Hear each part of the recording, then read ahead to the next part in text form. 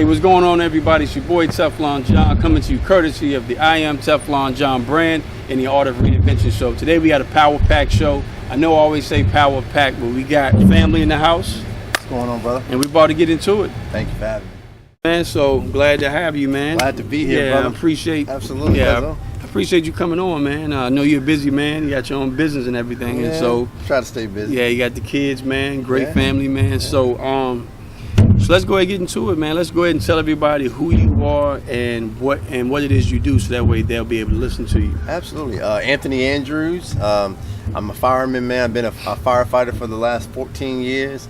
I'm also a teacher at Elizabeth Early Learning Center. I've been a child care provider for almost 6 years. Okay. That's what I love to do, man. I try to be versed in all different aspects of the community in some form of fashion, man. This is just, Lynchburg is my home, so I've been around here my whole life, obviously. Okay.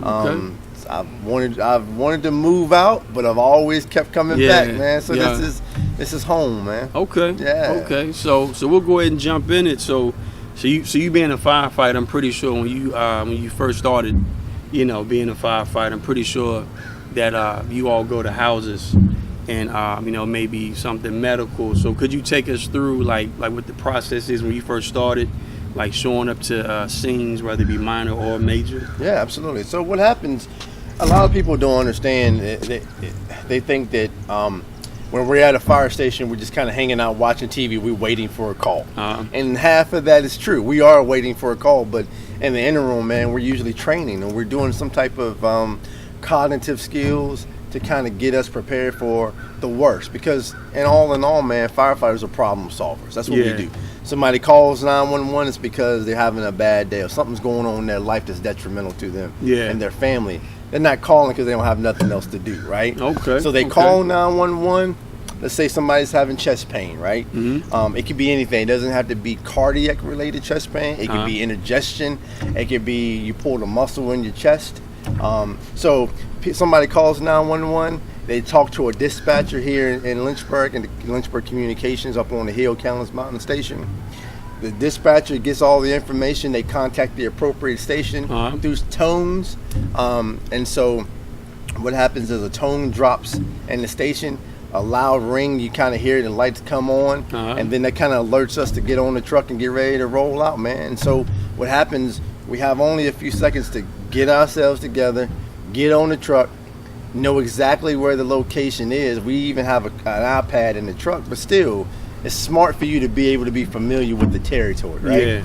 And so we get on the truck, we riding down the road, lights and sirens. Sometimes we don't go lights and sirens depending on the situation. We get to the scene. We always want to assess the scene, no matter if it's a medical call or a fire call, because our safety comes first. We're our number one priority, right? Yeah. And so we arrive on the scene, we're assessing the scene, we're visually seeing what we're there for, and so then we get out of the truck. We usually always have our bags with us, whether it's an airway bag or some type of trauma bag. We'll usually have a heart monitor with us, and then some other pieces of equipment that we need, so that way we don't have to keep on running back and forth to the truck. Yeah, try to cut down the time. Absolutely, man, because time is of the essence, right? Yeah. Somebody's having a heart problem or a cardiac related issue. We don't want to waste a ton of time just kind of hanging around, Yeah, very important. Yeah, so then we go inside, man, and then it's all action. Yeah. We begin with the patient assessment. Patient assessment is me and you just talking, having a conversation. Mm-hmm. You're telling me that you're having pain. Well, obviously you're breathing because you're talking, right? Airway, breathing, circulation. Yeah. I know exactly what you're going through. I'm looking at you, so I know you have full color. Mm-hmm. I'm physically touching you, right? So I'm feeling your heart rate with my hand by checking your pulse. I'm also checking your skin temperature. Mm-hmm. I'm doing all these different things. You think I'm just talking to you, but I've already started assessing. Yeah, so that's a pretty good skill, man. Yeah, man. It takes some time to learn that, though. It's not something that you just automatically you actually capture. So now what I love about firemen, man, is like really it didn't really get highlighted, in my opinion, to 9/11. Yeah, when the whole narrative was people running out of a building, you got firemen running in a building. Sure. So no matter what when it gets drastic, you got people trying to evacuate, but how does it feel, or what you have in the family and your wife knowing that when it all comes down to it, like something that she has to get out, you have to gear up and go in. Absolutely. It's a scary feeling, man, because I have 2 little ones that depend on, you know, income, right? Or depend on me being present in their lives, right? My wife depends on me for just having a relationship in the marriage, right? And growing together. You know, I think it's funny because the movies highlight dramatic scenes in an emergency situation, right? Yeah. So you take, for example, if you have a room that's on fire, and in that room in the movie you see flames on the other side of the room, and those guys are in there and they fighting fire and everything, and they look heroic, right? That couldn't be far from the truth, right? In a real life situation, you're never able to see the fire because smoke, it builds up so much. Yeah, I never thought it hits about the that. ceiling. It starts banking down even before we arrive. So the only way that we can know where a fire is, a flame is by a thermal imaging camera and by just simply listening. Wow, I never thought about Just that. by simply, so we make ourselves into a room, and then the only thing we can do is everybody just be quiet, and you can hear fire crackling and fire popping. And so that's where we know exactly where the fire is, and we start searching the room for people, of course, and pets, and then we start making our way to the fire. And then you can feel heat, obviously, but we never walk in the room and we say, "Oh yeah, there's fire over there. Let's go on over there." It's never that visible.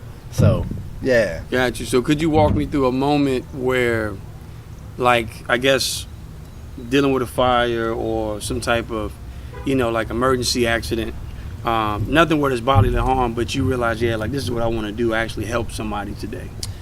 Actually, man, it wasn't an emergency scene at all that happened that transpired for me to believe in that or think that. In fact, it was my first public education event, because I believe in early childhood education, right? That's my love, right? And so when I started in 2003, I joined Station 3 on 4th Avenue, and we were able to go to Sandusky Middle School, man, and just kind of hang out with some kids and talk about making better decisions, right? And it clicked on me. It clicked to me the fact that we had easy access to the school, and to be able to inspire these kids to start making better decisions for their life. And it was that moment that I realized that this was a cool opportunity. It was a career that I wanted to be in. It was very rewarding, and I wanted to get more of it. I wanted to inspire other people around me to do the same. So it wasn't necessarily an emergency situation that kind of helped me realize that. It was really just kind of giving back, man, to the community. Yeah. Okay. So, yeah. Got you. So when it comes to that, do you think that's a sacrifice that most professionals don't want to make because you invest in time? Because really, like, the only thing that I find out, like, is when I'm inspiring people or trying to do, is a lot of times you have to invest time. Money will come times where you gotta fork out money, but most of the time it's just a sacrifice in time. Sacrificing time. That's exactly right. You know, unfortunately, firefighters have the luxury of doing those things because we have time on our side, right? So if we at a station for 24 hours a day, we have the time to go and spend at a school, right? Yeah. Unless we're on a call, right? So we're not taking away time from our families because we're already at the station. We're already assigned, right? But there are a ton of firefighters that are sacrificing time and family time away from home on their days off, and they still are doing these type of things. Gotcha. So it doesn't happen always when we're at the station or when we have our uniform on. There's a ton of guys that go and do the same thing on their days off. Okay. Yeah. So what would you say would be the biggest misconception of firefighters and emergency rescue crew? Oh man, the biggest misconception of firefighters. Even when it comes to like what we see on TV or what the general public may know. Yeah. So I would take, for example, the fire thing when we talked about not being able to really see fire. I think there's a misconception that every firefighter is a brother. Like, in other words, we have this strong brotherhood and everybody gets along and we're one big family, right? And everybody likes each other. That can be far from the truth because we're all human. Firefighters are human just like anybody else out in the world, right? Yeah. So if you're working or if you're a doctor, you don't like all the physicians in your office, right? You may be able to tolerate them. Yeah, we're human. And you may be able to socialize with them, right? but there are times where you can't work with them, right? Yeah. Just because their beliefs are different from your beliefs, or some of the things they say may offend you. Yeah. And the firefighters are no different. Same So thing. we live together 24 hours a day, and there are some times where you just kind of want to escape from everybody because Yeah. you don't want to hang around with everybody, or you get into these political debates, or talking about religion, or whatever the case may Kinda be. puts a gap in the relationship. Yeah, so I think there's a misconception there.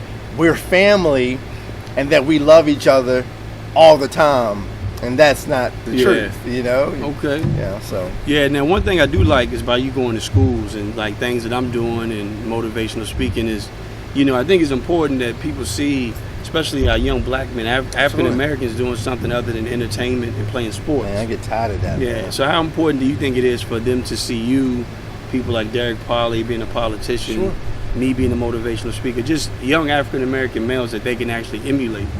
I think it's important, man, because it's reality, right? Like, how many people are going to actually make it to the NBA, right? How many people are going to make it to the NFL? It's like 1% chance, right?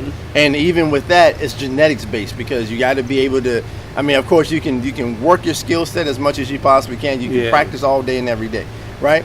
But if you're 5'8" like me, most likely I won't be able to get into the NBA unless I'm Muggsy Bogues, right?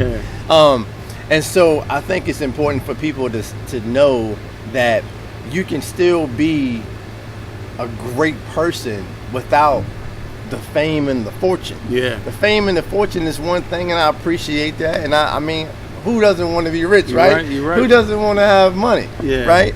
But also, man, at the end of the day, I want to be able to lay my head down and say that I'm still a good person at heart, and I've done as much as I possibly can for my community. So I think it's important for people to see positive guys being productive, taking care of their families, going to work every day, having strong work ethic, having ethics, having integrity, right? Being able to be honest with ourselves and with other people, man. So I think that's the most important. I can't say that. I did. I had a ton of those guys around me growing up. They just didn't get highlighted because they weren't in the newspaper, or they weren't on social media, or they weren't, on the news.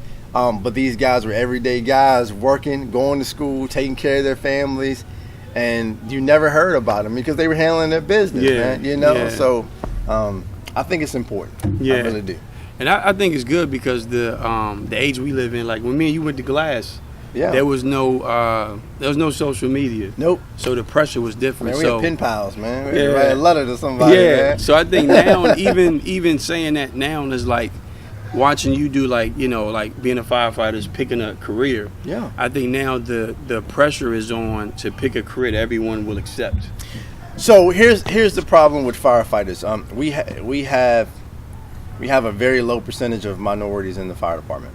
Why is that? Well, the reason why is because we're not exposed to that. Our white male counterparts have had history of volunteering in their communities and volunteering in their counties, and they bring their children along, and those children, get the exposure to that job, and they feel like they start to love that job. They love the camaraderie that it comes with that. But for minorities, man, I ask people, hey, do you want to become a firefighter? Man, I ain't going in there. So that's usually the answer that I receive. Yeah. And so I think this job as a firefighter has no more fear than going to a basketball camp. Because when you go to a basketball camp, you still got to make friends. You still got to impress the coach. You still got to do your best. It's a hustle. It's hard work, right? Yep. You may even have two practices a day, But it's no more. The firefighting is no more scarier than being put in a situation where you have to impress a whole team of people about your skill set or grow your skill set. So I would like for people, especially minorities, man, to not be afraid to test the waters and do something that's uncomfortable to them, try it out. And I think that's great, man, because when you see it, like when I grew up, you would see like what society told you, like be a doctor, be a lawyer, And then I think when you come home and you look in your neighborhood, you don't see doctors, lawyers, all you see is your parents working hard, trying to make a 9 to 5. Absolutely. And there's a very low percentile of like African American kids with entrepreneurs for parents. Yeah. You know, and I believe, like I said, but I think we're doing a good job paving the way. Yeah. You got a lot of people in Lynchburg, you know, like Derek Polly really surprised me by even taking a huge step. Taking a leap, man. Yeah, like right after Black Panther came out, I think it was important for kids to see that right around the same time, because we're changing the perception of the African American male. Yeah. You know, Yeah. and I guess I applaud you for everything that you do. Thanks, brother. Now, Appreciate that. then when it comes to firefighting, before we wrap up the interview, what is something that really helps you grow? Like going through like your hardest time or trying to get acclimated to it. Like, what was that growth process like? Man, I'm still growing. But you know what fuels me is the opportunity to be different. Like, I enjoy not running with the pack, right? And so it fuels me to be the guy at the fire station that's looking at interior design books, right? Or interested in bow ties, or interested in childcare. You know, I don't have to be like everybody else, right? Yeah. So I'm still growing internally. I still have a lot of growth to do. Yeah. But then I'm also thinking about how can I impact the community in other ways other than fire service. So for me, it would be education. For me, it would be getting on the school board. For me, it would be trying to become a council member, mayor of Lynchburg one day. Oh yeah. You know, that's my dream. Or doing something else. But I'm still growing, man. I don't know if I've ever mastered the skill of growth. Yeah. I think I'm still growing every day. That's good. Yeah. And growth is uncomfortable. It Like is. Yeah, It really is. Yeah, when I started doing this, and you know, wasn't really my comfort zone when I was young, around like your daughter's age and younger. I had a speech impediment. Went to speech, and public speaking and doing things like this was completely out of the ordinary. But I think that it's very important that we teach our kids, like, hey, you can work towards anything. Absolutely. You know what I mean? And Absolutely. I think that we live in the microwave generation. Everything's instant. Everything but oatmeal, you know. Yeah. So you want the instant oatmeal, the fast food, and you want to develop in life fast. And it's nothing like, you got to live in that process. So could you speak to kids, if you could say anything to a lot of kids that are watching, why is going through the process so important, more than so the end goal? Absolutely.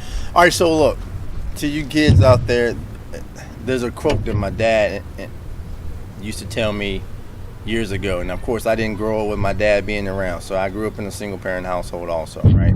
So if I could tell you one thing, I could tell you that there is no pursuit of happiness. The pursuit is happiness, right? And so there is no light at the end of the tunnel. If you get to the point where when you've mastered everything in life and there is no more growth period, then you should just stop. Like at that point, there's nothing else for you to do in life. But it's not about the end game. It's really about the journey. And so my daughter said something during her graduation at Palmer Royal Elementary School. She said success isn't easy, and it's not. Success is hard work. If everybody could be successful, if it was easy, everybody would be doing it. Everybody would do it. Right? And I'm going to give you an example. I'm dyslexic. A lot of people don't know that. So I have a hard time, even in my teenage years, I had a hard time reading. All right? And how do you get better at reading? You just do it, right? You sit in a corner, in a quiet corner, and you read as much as you possibly can. Now, I love reading. I read business books. I read entrepreneurship books. I read magazines. I read the newspaper. I read every article. And it doesn't have to be anything that's pertaining to what I'm doing right now. I like to know what's going on in the world, so current events. So that way when I'm having a conversation, I'm networking with people, I know exactly how to get on their level. I know how to adapt to the surrounding that I'm in. Yeah. So I would encourage all you kids out there to read as much as you possibly can. Literacy is the way to close that achievement gap. And try to take in as much information as you possibly can. The other stuff that's going on around you, social media, YouTube videos that don't give you any value to your life, is just simply a distraction. That's all it is.